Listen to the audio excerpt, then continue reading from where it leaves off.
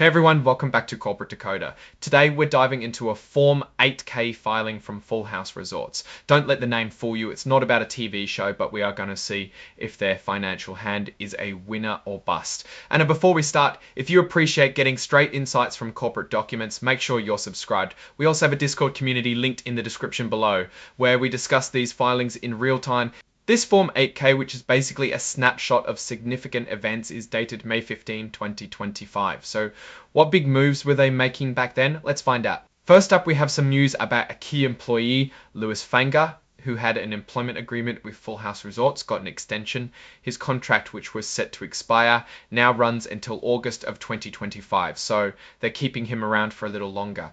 It's like a player signing another contract to stay on the team. Next, let's talk about the annual meeting of stockholders. This is where the owners of the company, the stockholders, get together to vote on important things. It's like a town hall meeting, but for a company. One of the big items on the agenda was electing directors. These are the people who oversee the company's management and make important decisions. The stockholders voted and 7 directors were chosen to serve until the next annual meeting in 2026. Let's look at the voting results for the directors. For Carl G. Bronlick, almost 19.5 million votes were cast in favour, with around 2.5 million against. It's a pretty solid win for him. Eric J. Green had even more votes in favour, over 20 million, with about 1.8 million against. Seems like the stockholders were pretty happy with him. Lynn M. Handler saw about 19.4 million votes in favour and about 2.5 million against. Daniel R. Lee received roughly 19 million votes in favour and about 2.9 million against.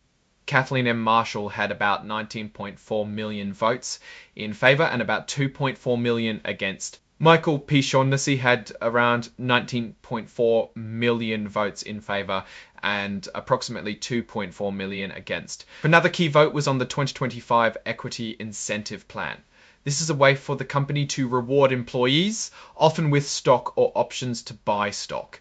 It's like giving employees a piece of the pie, so they're motivated to help the company do well. The stockholders approved this plan with over 17 million votes in favour and about 3.2 million against. This means Full House Resorts can continue to use stock-based compensation to attract and retain talent. Next up, the stockholders voted to ratify or approve the appointment of Ernst & Young L as the company's independent accounting firm for 2025. Think of it as hiring a referee to make sure the financial game is played fairly.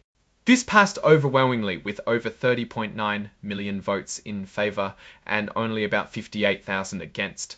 So Ernst & Young got the thumbs up. The stockholders also had an advisory vote on the compensation of the company's top executives, what they get paid.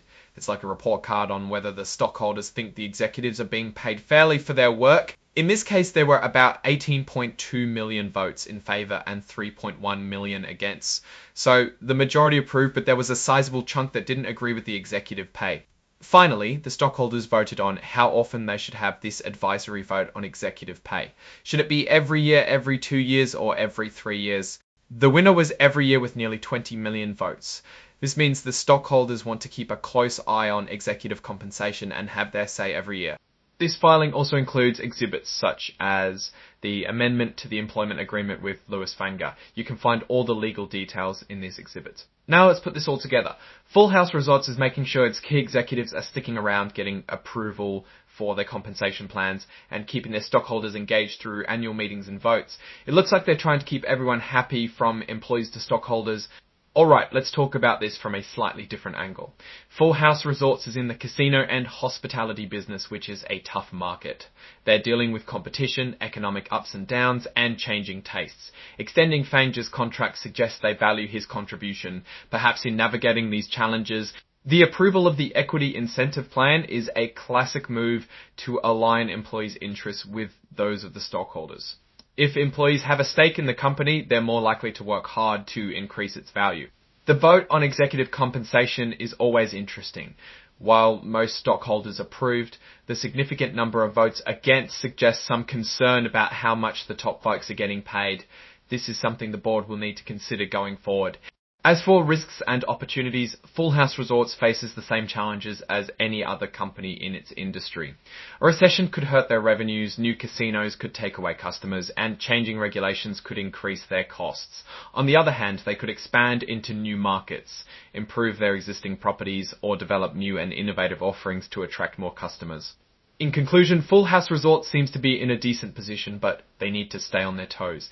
The casino business is a risky one, and they need to be smart about how they manage their operations and keep their stakeholders happy. Alright, that's our breakdown of Full House Resorts' latest filing. What's your take on these moves and what they signal for the company's future? Drop your thoughts in the comments. If this analysis was valuable, hitting that like button really helps, and subscribe for more deep dives. Don't forget to check out the Discord in the description. Thanks for watching. See you next time.